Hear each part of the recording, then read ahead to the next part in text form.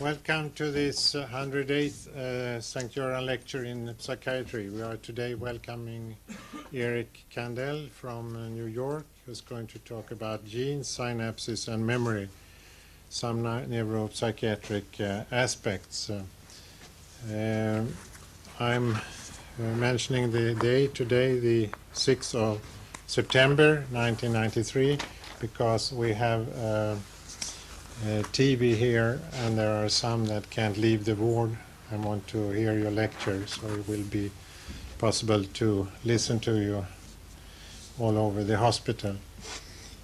Professor Kandel was born in Vienna and studied at Harvard and New York University School of Medicine and Massachusetts Mental Health Center in Boston. And Eric Kandel is, of course, unusual in the way that he has specialized in psychiatry. So he has clinical psychiatry as the basis. And I guess that you wanted to know more about memory and things that we cannot really learn direct from the patients. Human brain may be too complicated. And I know you have about 60 slides, and you'll, I think that we'll let you start right away and present the lecture, and then we may take a couple of questions down here, and then we'll continue upstairs and can have a more informal discussion. So, Professor Kandel, heartily welcome. And to describe to you some studies that my colleagues and I have been doing, and I'm particularly going to describe some recent work that I've carried out with two very gifted Italian postdoctoral fellows, Cristina Alberini and Mirella Giardi, and some work I've done with a few molecular biologists, Pramod Dash, Bong Kiang, and Mark Mayford. I think you would agree that one of the most challenging problems facing biology, perhaps its ultimate challenge, is the study of behavior, and specifically the study of mental processes.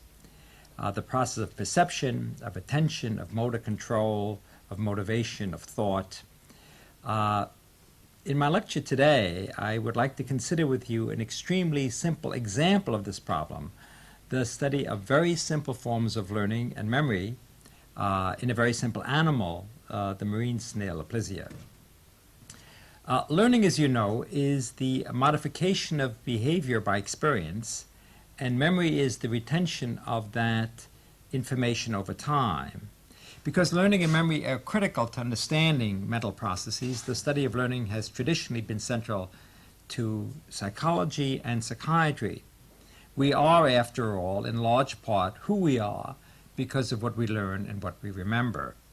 But because of its intrinsic fascination, the study of learning is also beginning to assume a more important role within biology as a whole, and specifically within neurobiology.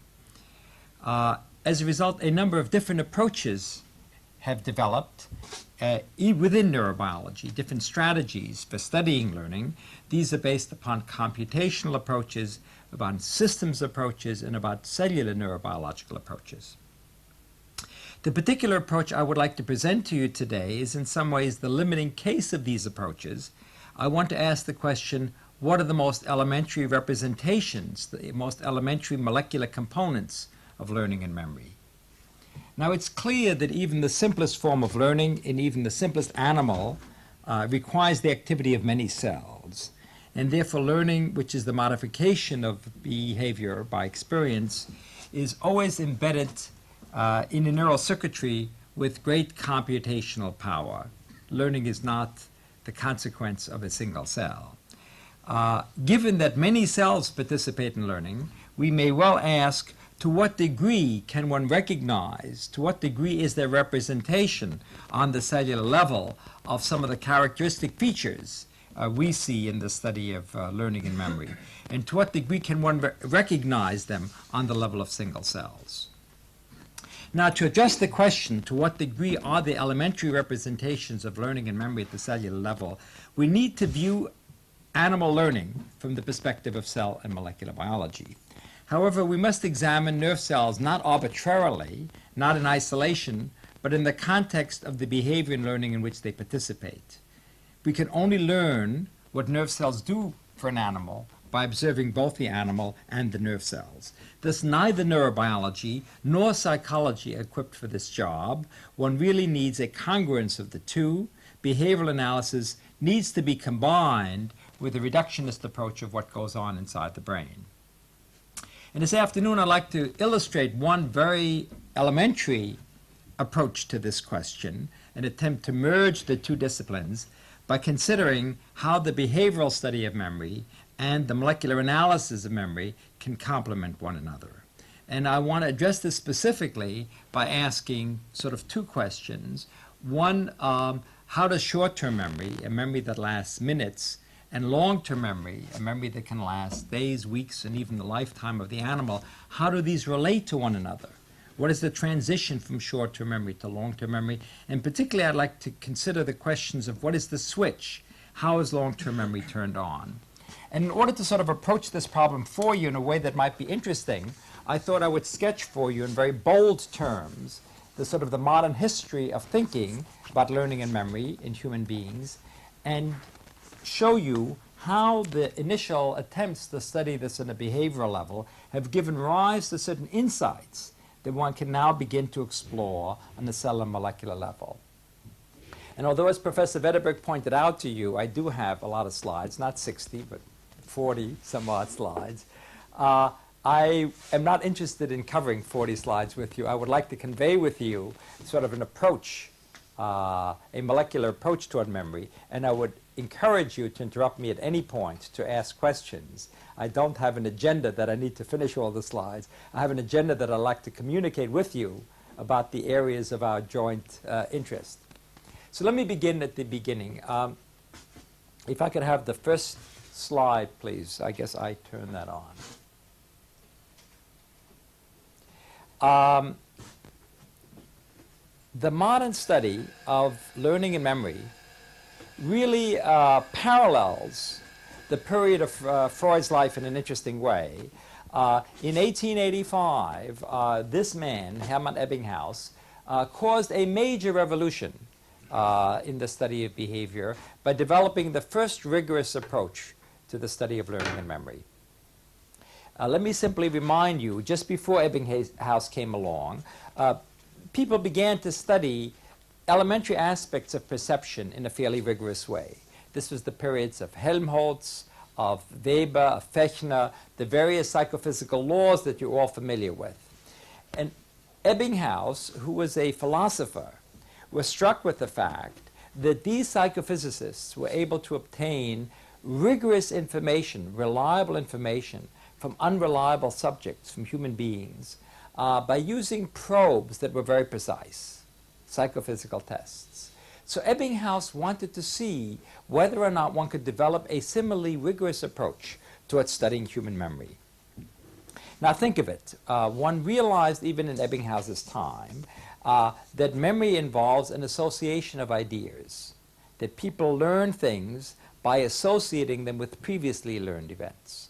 So each of you in this room has walked into this room with a different historical background, a historical background that makes you unique, and a unique set of associations. How can one then give you a probe that would be neutral, that would take into consideration the fact that each of you have a different background? So Epping House struggled with this problem, and he came up with a very clever solution. He developed a new language that was alien to every single person in the world. He created a language consisting of nonsense syllables, syllables that made no sense whatsoever. 3-letter words consisting of a vowel surrounded by 2 consonants. Words like hock, lack, lick, loke. He made up 2,300 nonsense syllables. Then he made lists of them, 7, 8-word lists, and he used other people and himself as subjects in order to see how often they would have to learn these lists in order to remember them, what the time course of memory was, etc., etc., etc. And using these nonsense syllables, he worked out the two major principles that have governed our insights into memory processes. And these principles have been replicated in almost all studies that have been done. He also developed a number of interesting statistical analysis, which are really quite profound. The first rule that he found was that memory is a graded phenomenon. This is what your mother taught you: practice makes perfect. In order to really master a task, this doesn't hold true for all tasks, but for many tasks, you have to repeat it. And he, in fact, showed that the more the repetition, the more enduring the memory process is. He also showed that memory may not be unitary and may have two components. And he did this in a very interesting way. He looked at the forgetting curve from subjects that had learned a list of nonsense syllables. And he saw, to his and our great embarrassment, that when you ask people to learn rather well a series of nonsense syllables and look at how they remember it over time, half the information that they learn, they forget within a half hour, an hour. So you don't have to worry about those 40 slides. Most of them, 20 at least, you will forget immediately. But a fraction of the information, about half, is really retained for long periods of time. Now, Epping House was a very rigorous scientist, and this is a period of a month or more. And there's almost sort of a plateau phase going out over that month period. Epping House, who was a very modest man, didn't interpret these data at all. He just described them. But his book, Gedächtnis, on memory, was reviewed in Science magazine in 1897 by William James, the American philosopher and psychologist. Now, William James was the opposite of Epping House. Epping House was an empirical scientist, a very hardworking guy. He was very much interested in the data, and he didn't carry out many speculations. William James didn't like to do experiments. He thought they were bad for one's health.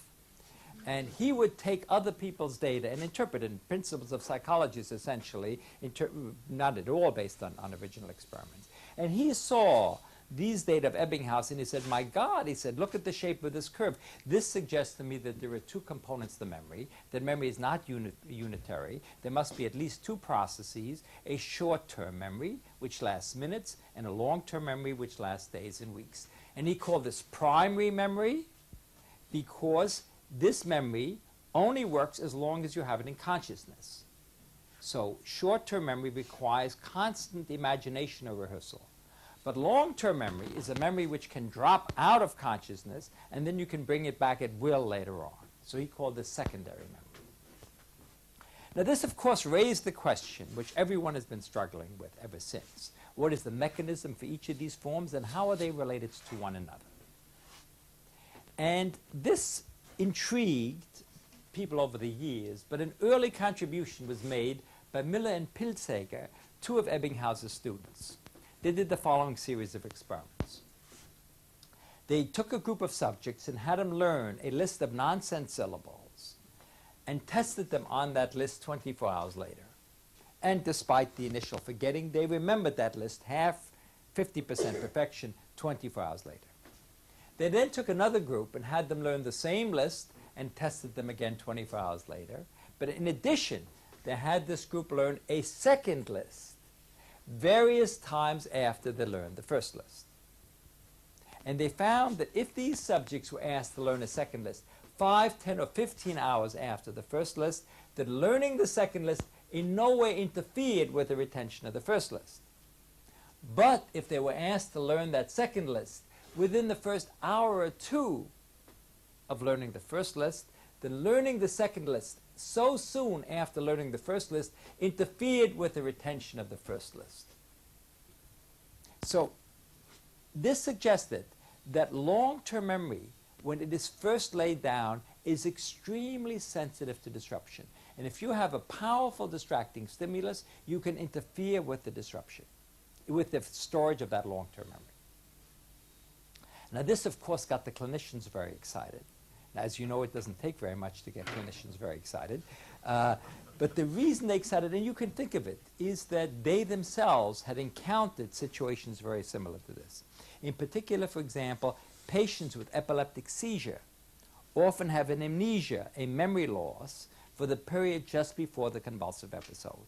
It is as if memory in short-term form is being laid down in the long-term form, but is still in the sensitive period when it can be interrupted, and a convulsive episode can now interfere with this interruption.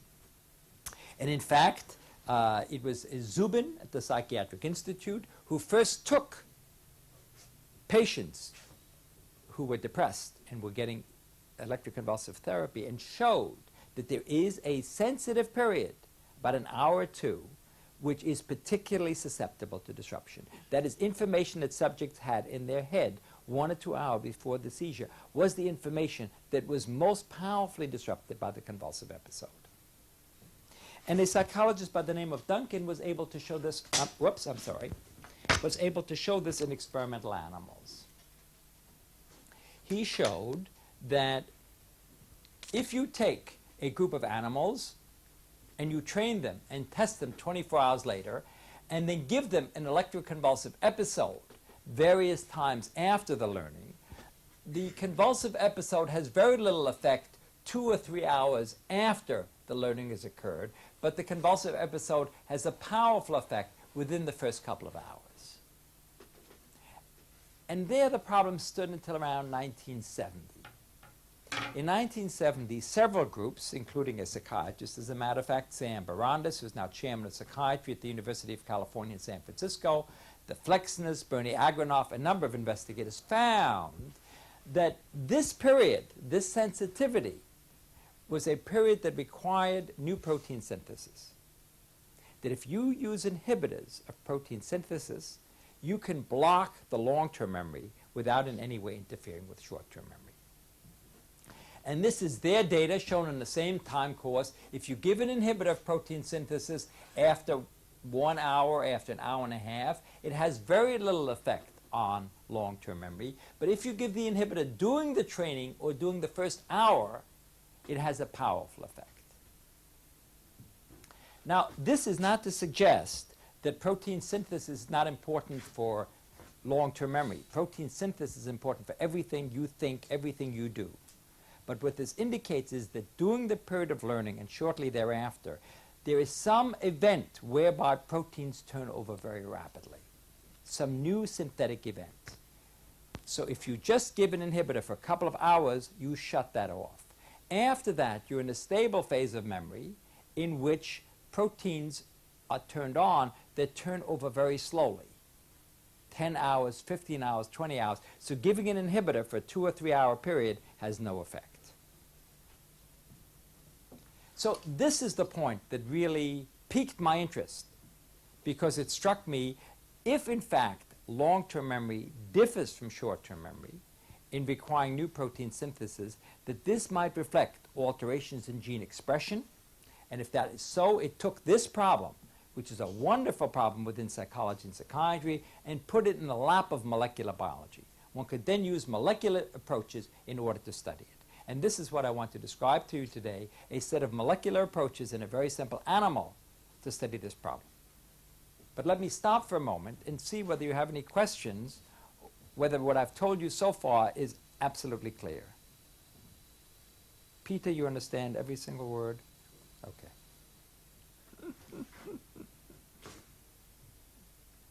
Any questions that any of you have? Please don't hesitate to ask. Do you have any questions? None. Okay. The problem so far is that these questions of what specific proteins are involved and how the proteins work in long-term memory has been very difficult to address in the mammalian brain. It's beginning to be possible. And perhaps in a future lecture I will outline for you some beginning attempts to do this using transgenic approaches in mice. And maybe in the discussion over beer we can discuss that. But really the most satisfactory approaches have been in simpler animals. And that's because your brain and mine is extremely complicated. It has a million cells. And these problems can be approached much simpler in things like lamprey or invertebrates like lobsters, leeches, where the nervous system is dramatically reduced. In the snail I'm going to tell you about, there are only about 20,000 nerve cells. These are collected in clusters called ganglia, and each ganglion contains about 10,000 nerve cells. I'm sorry, each ganglion contains about 2,000 nerve cells. There are 20,000 all told. Moreover, each ganglion controls not a single behavior but several behaviors, so the number of cells required to produce a single behavior can be quite small. And in aplysia, and this is a picture of an aplysia, this is the head of the animal and this is the tail of the animal, we have focused on a very, very simple behavior, a withdrawal reflex like the withdrawal of a hand from a hot object. The animal has a respiratory organ called the gill, which is normally covered by a sheet of skin, the mantle shelf, which ends in a fleshy spout called the siphon. If you apply a tactile stimulus to the siphon, you get a very brisk withdrawal of the gill. This simple reflex can be modified by various forms of learning: habituation, sensitization, classical conditioning, and operant conditioning. And each of these forms of learning gives rise to a short-term memory and a long-term memory, depending upon the number of training trials. I'm going to focus on a particular form of learning called sensitization and look at the relationship between short and long-term memory. Sensitization is a form of learning in which an animal learns about the properties of a noxious stimulus. So if you apply a painful stimulus to the tail, the animal recognizes the stimulus, appreciates the fact that this is dangerous, and it learns to enhance its reflex response. So it will give a much more powerful reflex response to the same stimulus that previously produced only a modest reflex response. So this reflex response will become more powerful. And the period during which a stimulus will elicit a more powerful response depends upon the number of tail stimuli that you've given. If you give a single stimulus, it lasts for minutes. If you give repeated stimuli, it lasts for days. Oops, I'm sorry. And this is illustrated here. Here are two groups of animals. One group gets a single stimulus to the siphon every half an hour, and it shows a progressive weakening of response, and that's a very simple form of learning called habituation, learning how to ignore stimulus because it's trivial. The second group gets the same number of stimuli to the siphon, but after the third stimulus it gets a single shock to the tail. And you see this enhancement of reflex response. This is short-term sensitization. Now if you take that single stimulus and give it not once, but 4 times, you see what Epping House saw. Practice makes perfect. Rather than lasting minutes, it lasts over a day. If you give 16 stimuli, it lasts about a week. If you give 16 stimuli a day for 4 days, it lasts several weeks. I'm going to consider with you the difference between a single stimulus and 4 or 5 stimuli. Memory that lasts for minutes and memory that lasts for 1 or 2 days. The first thing I want to show you is in invertebrates, just like in mammals, long-term memory can be dissociated from short-term memory by requiring protein synthesis. So if you look at the short-term sensitization produced by a single stimulus, inhibitors of protein synthesis have no effect whatsoever. If you take the long-term memory, this is what happens if you carry the animal for 24 hours. You just get a slight weakening of response. If you produce 4 training trials, you get an enhancement of the response. And this is blocked by inhibitors of protein synthesis. And I will show you later on that the time window for this is exactly the way it is in vertebrates. So you can distinguish the long-term process from the short-term process in requiring protein synthesis. So we want to know what is the mechanism for the short-term process and how is it transformed into the long-term process. We have worked out a significant aspect of the neural circuit of the behavior, and this is a very simplified cartoon of that. There are motor cells that go to the gill. There are sensory neurons that innervate the siphon skin. So if you stimulate the siphon, you activate the sensory neurons. These make connections to the motor neurons, and these cause the gill to contract. The sensory neurons also drive inhibitory and excitatory interneurons that modulate the firing of the motor neurons. What happens when you stimulate the tail to produce sensitization? If you stimulate the tail, you activate a number of different facilitating systems, in which we've characterized 3, one of which is particularly important. That is a serotonergic system. There also is a system that uses a peptide as a transmitter, and there's one whose transmitter we don't know as yet. All of these 3 groups of cells end on the sensory neurons, including on their terminals, and they act there to increase the level of cyclic AMP, the second messenger, and to enhance transmitter release from the presynaptic terminal.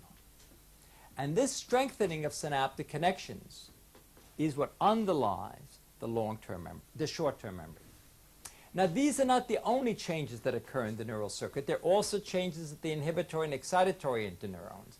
But I'm only going to focus on the changes between the sensory neurons and their target cells for several reasons. One is they're very simple to study. 2, this elementary connection has a representation of both the short-term and the long-term memory. So by looking only at this component, we can see what the switch for the long-term process is. And finally, with the help of Sam Shacker, who's pioneered in developing dissociated cell culture in aplysia, we've been able to reconstitute this system in culture. You can take a single sensory neuron and a single motor neuron, and they form perfectly good synaptic connections in culture. You can take a single facilitating neuron, and if you stimulate that one facilitating neuron, you enhance the connections between the sensory neurons and the motor neurons. And by going back and forth between the culture and the intact ganglion, we've been able to get fairly good insight into the mechanisms underlying the short-term change in the connections between the sensory neurons and the motor neurons. Now, I'm going to show you a blown-up version of the connection between the sensory neurons and the motor neurons to describe to you our current thinking of how this works. So this is the sensory neuron, the presynaptic terminal, and this is the motor neuron. If you stimulate the tail, you activate these 3 classes of facilitating neurons. Each of them activates separate receptors, and by coupling to G proteins activates adenyl cyclase, which increases the conversion of ATP to cyclic AMP. As you know, cyclic AMP activates the cyclic AMP-dependent protein kinase. And the cyclic AMP-dependent protein kinase has both regulatory and catalytic subunits. Normally, the regulatory subunit binds to the catalytic subunit and prevents it from acting. When the level of cyclic AMP rises, the regulatory subunit binds cyclic AMP, and it undergoes a conformational change which allows the catalytic subunit to fall off. When the catalytic subunit falls off, it phosphorylates a number of substrate proteins. We've been able to characterize a number of consequences of that phosphorylation reaction. One is the cyclic AMP-dependent protein kinase leads to the phosphorylation of 2 types of potassium channel. One action that we have characterized, another one that was first characterized by Jack Byrne. It leads to the modulation of a voltage-dependent potassium channel called IKV and a voltage-independent channel called IKS. The joint action of this phosphorylation of potassium channel is to broaden the action potential. As you know, potassium currents are important in repolarizing the action potential. This depresses these potassium channels, so they repolarize the action potential less effectively. That allows the action potential to be broader and allows calcium to come in through a particular class of potassium channel called the N-potassium channel.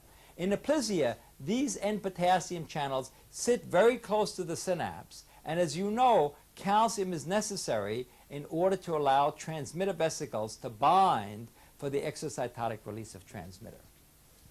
The cyclic AMP-dependent protein kinase also does other things. It leads to the mobilization of transmitter in both a calcium-independent and a calcium-dependent fashion, requiring another calcium channel that is further away from the synapse. And finally, the cyclic AMP-dependent protein kinase turns on the long-term process in ways that I will show you later on. We've carried out lots of experiments in order to explore the role of cyclic AMP in the presynaptic terminal. And I will not describe most of those for you. We, for example, together with the Schwartz lab, we found that the cyclic AMP level goes up in the sensory neurons. If you prevent it from going up, you prevent the broadening, you prevent the enhancement of transmitter release. If you inject either cyclic AMP or the catalytic subunit, you cause a broadening of the action potential and enhancement of transmitter release. I only want to show you two types of experiments to give you a feeling for the data on short-term memory. The first thing I want to show you is what the consequences of broadening the action potential are. We have put in 2 electrodes into the presynaptic neuron, and we have voltage clamped it. So we completely control the voltage changes in the presynaptic neuron. And you can show that when you increase the duration of the action potential, this artificial action potential, even slightly, you have a big effect on transmitter release. And this shows you that as you broaden the action potential, the synaptic potential in the postsynaptic cell gets larger.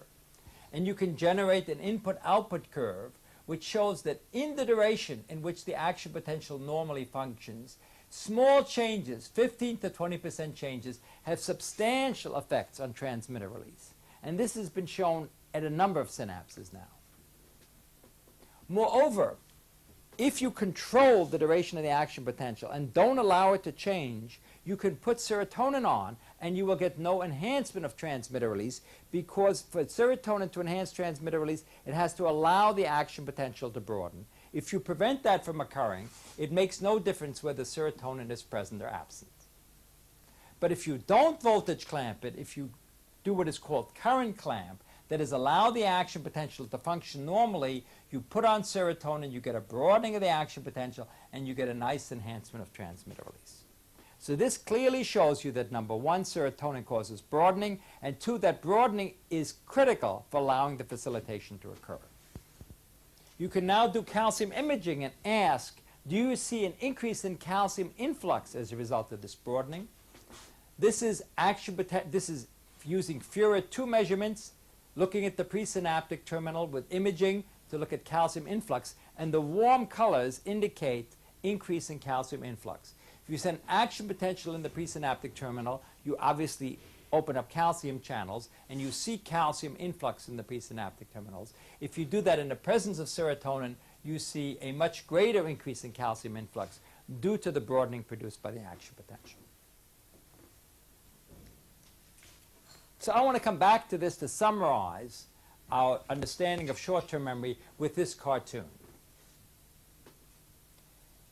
The first thing I want to say is that this view of how short-term memory works has some generality. It is not universal.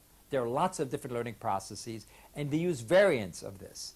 But it has some generality. For example, there is now evidence in other learning in aplysia that it also uses this, not only in sensitization, but also classical conditioning, number 1. Number 2, there are interesting genetic data in Drosophila, in which people have shown that the Drosophila, the fruit fly, can learn, that you can produce single gene mutations that interfere with the learning. You have dumb flies like rutabaga and dunce and various vegetables, and the 3 genetic mutations that have been worked out in particular detail, so we now know what they involve, in each case involve the cyclic AMP cascade. Moreover, there's now very good data that in the hippocampus, in the CA3 region of the hippocampus, that long-term potentiation, which is thought to be involved in learning of long-term memories in human beings, certain class of long-term memory, involves the cyclic AMP cascade. However, the cyclic AMP cascade is by no means the only second messenger system that is involved in learning. There are certain learning processes that involve cyclic GMP. There are a number of learning processes that involve calcium calmodulin kinase, protein kinase C, and combinations of these cascades. For example, LTP in the CA1 region involves a number of second messenger systems that are not cyclic AMP related, at least in their early stages. In fact, even in aplysia, serotonin and SCP lead to the translocation of a second messenger kinase, protein kinase C, And for the longest time, we couldn't figure out what this was doing because you can block it completely and not interfere with the short-term process. But a few years ago, we began to realize that if you depress the synapse so the transmitter is limiting, then this step becomes extremely important.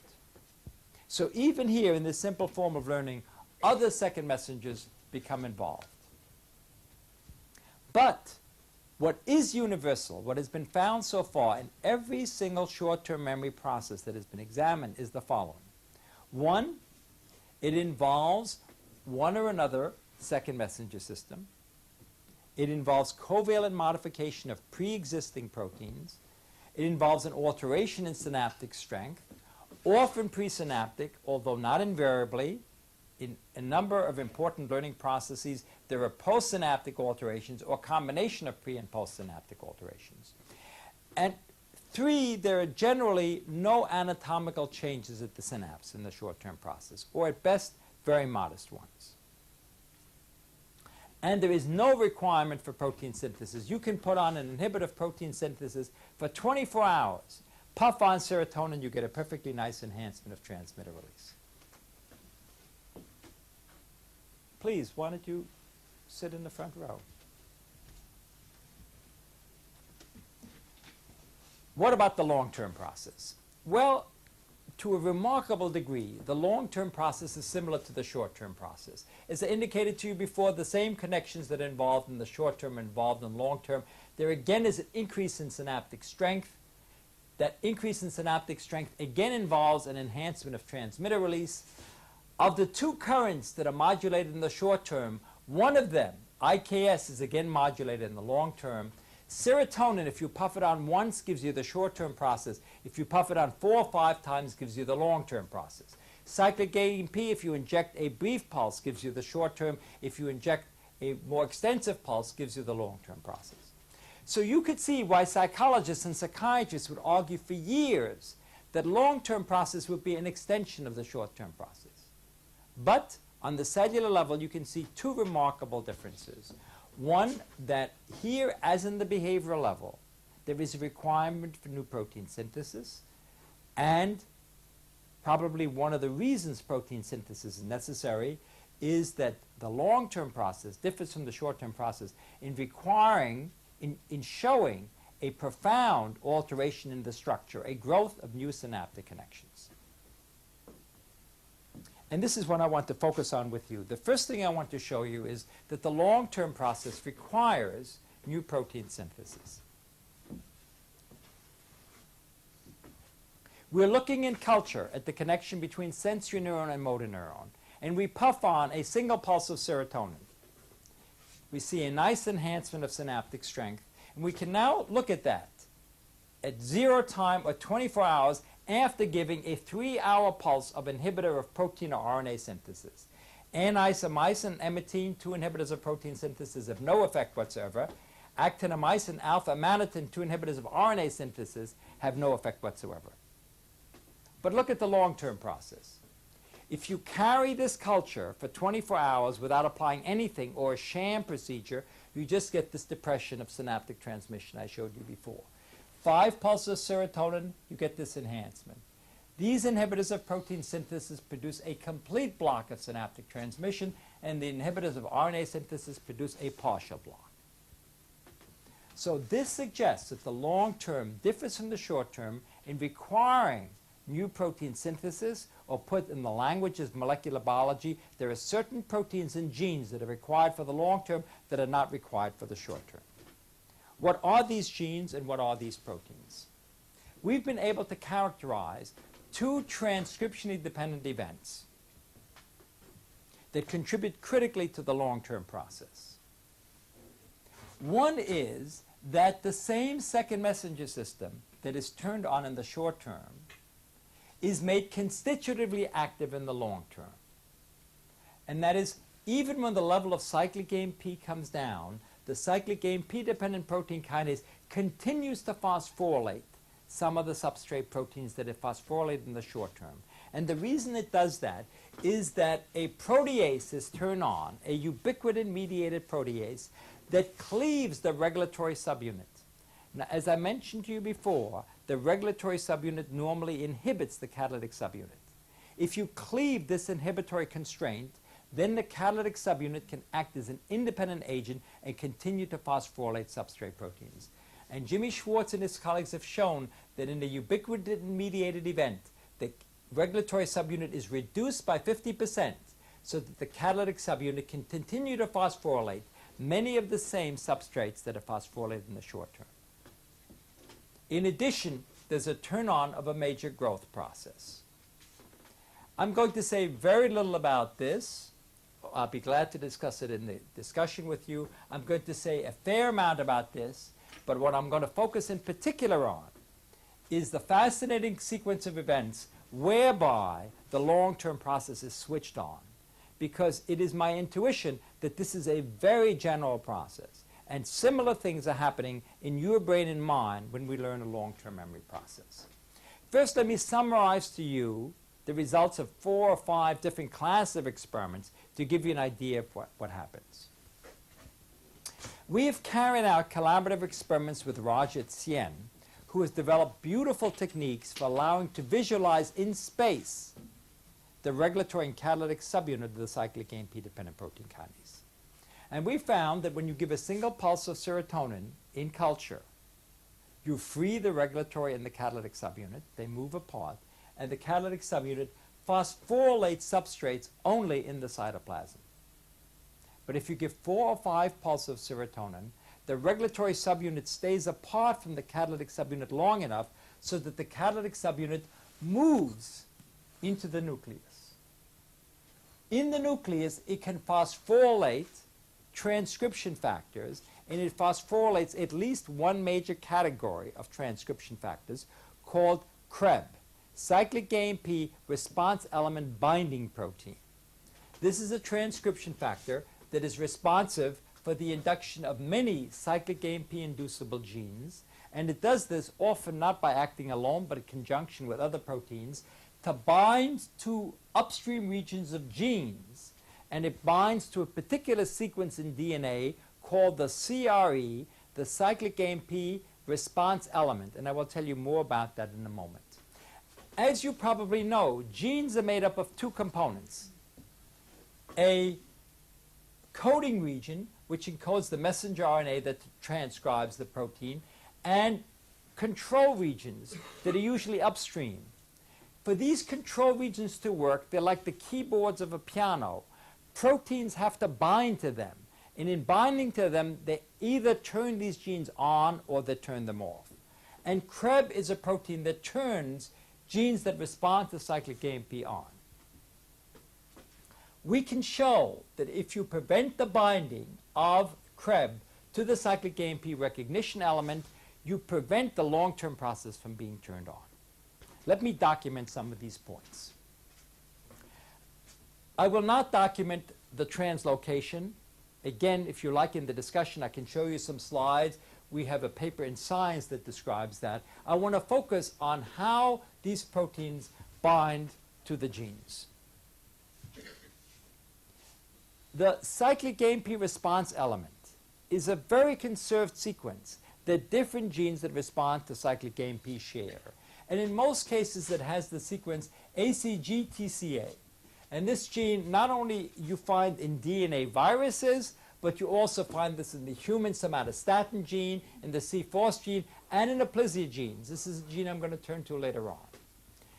Some genes have a slight difference in the sequence, but it is amazingly conserved.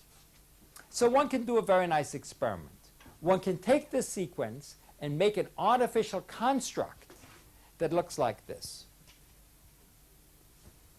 This is a gene that, if it turns on, will cause a cell to turn blue. This is a classical molecular biology trick. This is an enzyme that, if you expose it to a particular substrate, allows the cell to turn blue. This gene, that is the coding region, can now be driven by a promoter that has upstream from it several cyclic AMP response elements. One of these is a natural response element. 4 others we artificially put there to make it a very juicy target for CREB-like proteins. We can now inject this into sensory neurons. And what would you predict? Any guess? What would happen if you gave 1 pulse of serotonin? Would the cell turn blue? And if you gave 5 pulses of serotonin? You're a molecular biologist. I can really tell that. We've used 2 clusters of sensory neurons, symmetrical clusters. And we've injected an equal number of cells with this construct. No serotonin. You see a few cells turn pale blue. 1, 2, 3, 4, perhaps 5 cells. And I'll tell you in a moment why that happens. You give 5 pulses of serotonin, many more cells turn blue, and the blue is quite dark. Okay? So you can see gene action in front of your eyes. And you can quantitate this. This is what you see in the basal state without serotonin. This is what you see in response to serotonin, about a 5 to 6-fold increase. The reason you have this is because there is some basal level of cyclic AMP in this sort of basal translocation of the catalytic subunit. If you take out the cyclic AMP recognition element, the construct is dead. You see nothing turning. And now you can do a very nice experiment. You can repeat this and see this nice facilitation, and you could inject the cyclic AMP recognition element in excess. You can do what geneticists call a dominant negative mutation. You can prevent the binding of the Krebs protein to the construct and tie it up so it binds only to the cyclic AMP recognition element. I will explain that to you better in a moment. I realize that explanation is not very clear. But if you do that, you block the facilitation. And now let me explain to you what I'm talking about. The way genes work, this is a highly simplified view, is that you have a coding region, and then you have an upstream region which controls whether or not this is going to be transcribed. The enzyme that transcribes it is called RNA polymerase, and it has to bind to a region in DNA called the promoter.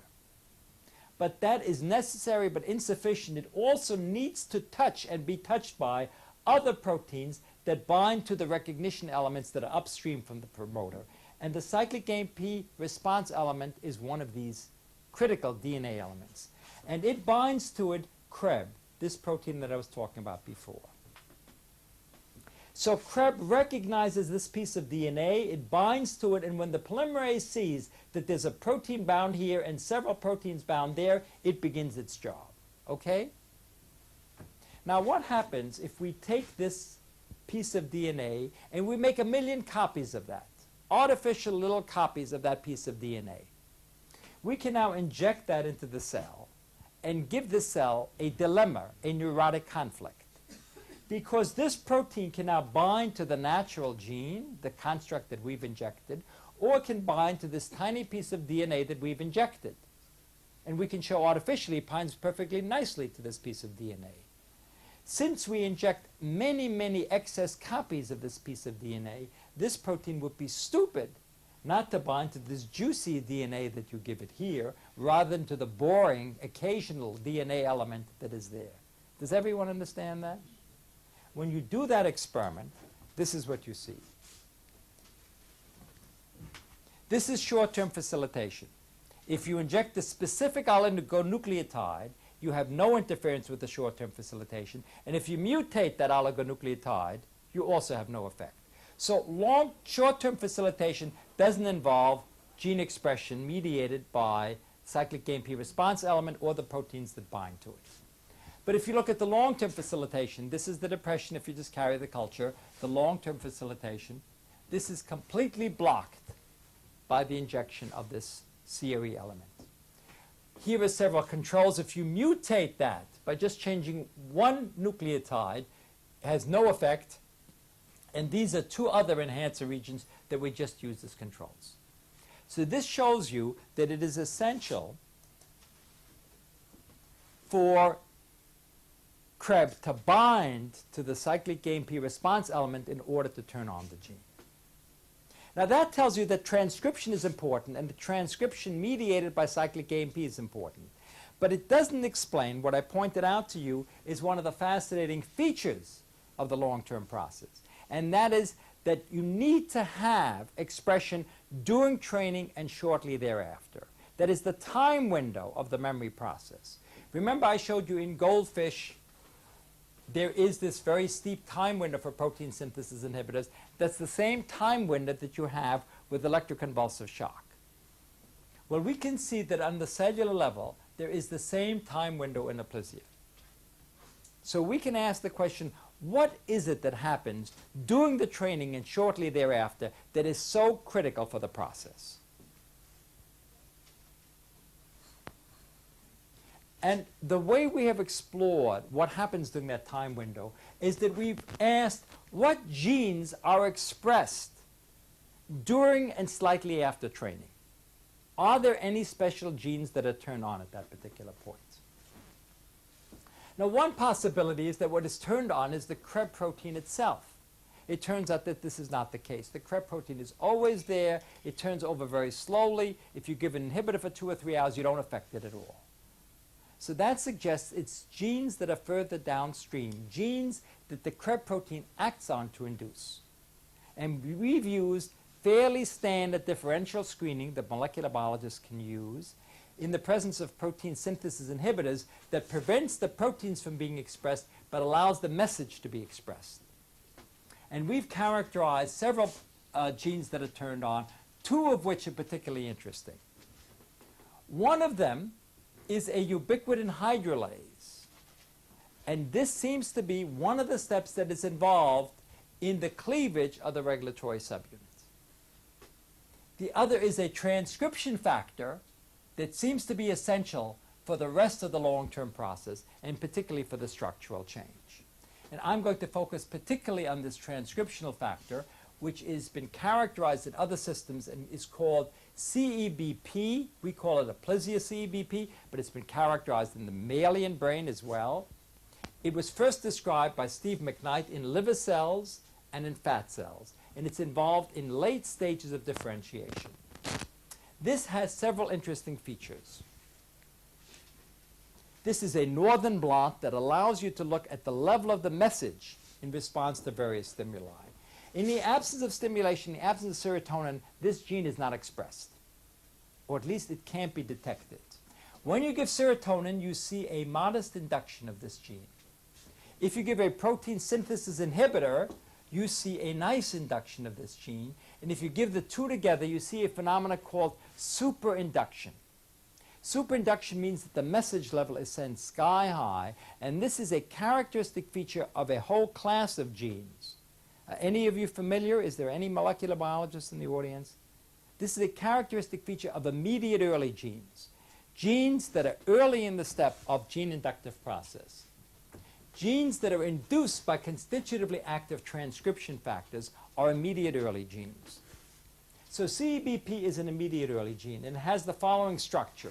It's a transcriptional factor. It has a DNA binding domain and a leucine zipper, and it has an activation domain. We've looked at the genomic sequence, and upstream from it, there is a cyclic AMP recognition element. So now we've been able to ask the question, is this important for the later steps? And we've carried out 3 sorts of experiments. First of all, we know the DNA sequence that this binds to. And we can synthesize an oligonucleotide, and we can repeat the experiments we did earlier. And we showed that if we block the binding of this protein to the upstream region of the effector genes, the late genes, we block the long-term facilitation. This is called the ERE, the enhancer response element, number 1. Number 2, we have cloned the whole sequence, so we can use an antisense RNA, and we inject that into the cell, and we block the long-term facilitation. And finally, we've generated an antibody to the protein, and the antibody blocks the long-term facilitation. I'm just going to quickly show you these data to give you a feeling for it, because it's the first time one has been able to study the function of an immediate early gene in the brain. This is the depression of synaptic transmission if you do nothing, the enhancement that I showed you before. This is blocked by injecting the oligonucleotide. If you mutate the oligonucleotide, you have no effect. And this is just a summary, facilitation, blockade with the specific oligonucleotide, no blockade if you mutate the oligonucleotide. I won't describe the rest of it. These are just controls. And again, short-term facilitation is not effective. You get a similar result if you inject antisense RNA. Long-term facilitation, antisense RNA blocks the facilitation. The sense strand does nothing. Again, this is summarized facilitation. Block with antisense strand, no effect with the sense strand, no effect in the short-term process. And finally, injecting the antibody, you again, serotonin causes a nice facilitation. The specific antibody causes a blockade. Pre-immune serum has no effect. So this suggests that you turn on these immediate response genes, and this transcription factor is essential for the later steps that you see. And the critical aspect of the later step is the growth process. In the remaining last minutes, I just want to tell you something about the growth process, because that's what's happening in your brain if you remember anything. And then I'm going to show you why this is clinically important and why it can have terrific impact on how you think about psychotherapy. The growth process that occurs in people's brain, I predict, certainly which occurs in aplysia as a result of long-term memory, is much greater than we anticipated. This was first shown by my colleagues Craig Bailey and Mary Chen at Columbia when they showed that if you inject with a dye that fills the three-dimensional structure of a sensory neuron, and you look at the structure of a single cell before and after serotonin, you see in front of your eyes a growth of additional processes. So this is the control case. This is after long-term sensitization. You not only see a growth in the sensory neuron, you also see a growth in the motor neuron to greet the processes from the sensory neurons. We've been able to study this in culture, so you can see in front of your eyes in the same cell what happens. Here is the motor neuron. This is the initial segment. This is a dark field. The sensory neuron has the cell body here, and it sends its axon along the initial segment of the motor neuron. And we are focusing in on this square, which is the favorite target of the sensory neuron. This is before serotonin, a carboxy-filled sensory neuron, and you see the process of the sensory neuron. We now give 5 pulses of serotonin, and we return 24 hours later, and you see a restructuring of these processes. You see that rather than having this growth cone, you have these varicose expansions. And each one of them, when you serial section, contains an active zone. I just illustrate this here: presynaptic, postsynaptic collection of vesicles, presynaptic, postsynaptic, dense shown in connection of vesicles. You can quantitate this, and you can show that with 5 pulses of serotonin, you see a 40 to 50% increase in the number of varicosities, which you can block with inhibitors of protein synthesis, can turn on with cyclic AMP, and block with inhibitors of cyclic AMP. What are the proteins that mediate this effect? This is something we know very little about. We only have insight into 2 proteins, and that's what I want to end my talk with. We've looked with quantitative 2D gels, and we found that there are a whole bunch of proteins that increase in expression and a whole bunch of proteins that decrease in expression. The 2 proteins I want to focus on, we again came up with ubiquitin hydrolase as increasing its level of expression, but what I want to focus on is an increase in expression in clathrin and a decrease in expression in these 4 proteins, which are encoded by 3 different isoforms of a single gene. We were able to take this off the gel and show that this encodes an immunoglobulin-related cell adhesion molecule, which is the aplysia homologue of the neuronal cell adhesion molecule NCAM. This simply shows you the cloning of these 3 isoforms. One of these is modified to give rise to the 4th protein. And you see these are classic immunoglobulin-related cell adhesion molecules. That may not be familiar to many of you, but neurons in the brain are held together by glue, which are called adhesion molecules, and they have various functions in development. And one that has been particularly well characterized in the mammalian brain and is present in humans is called NCAM. And you can see that the aplysia molecule is very similar. It has 5 immunoglobulin domains and 2 fibronectin domains. Now this is decreased in its level of expression. And what's really fascinating is that if you follow it with an antibody, you can really see what happens during the learning procedure. This is immunogold labeled antibody. If you look at the surface of the sensory neuron in the control situation prior to serotonin, you see that the gold decorates the surface membrane. If you now give serotonin, 5 pulses of serotonin, you see that the membrane becomes very convoluted, very irregular, as if something is happening at the membrane, that 50% of the gold, and we've quantitated this, disappears from the surface. And where does it go? It is taken up within the cell. Do you see these little black particles? That's gold in the hills of the cells. There's gold now in them, their hills. While here, there is very little gold on the inside, all of it on the outside. Here, there's less on the outside and more on the inside. It is taken in by a process of receptor-mediated endocytosis, very much like LDL is taken in from the surface membrane. You see the clathrin-coated pit forming, the accumulation in pits, which become clathrin-coated and ultimately become internalized. This is very interesting because this is a novel mechanism. Normally, for receptor-mediated endocytosis, what is internalized is the receptor that is ligated. Here, you ligate the serotonin receptor, and that leads, by means of an intracellular message, to the internalization of the NCAM receptor. And we now have developed some ideas as to what the function of this will be. Absolutely no evidence in this point at all, but just a speculation, that the reason you have so many vesicles inside the cell, the reason you recruit all those endosomes within the cell, is that some of that membrane may be targeted to give rise to the initial growth. So we think that the internalization has a double function. It allows the restriction, the freeing up to occur, and 2, it generates membrane, some of which can be utilized for the growth process. So let me now summarize and make some general comments.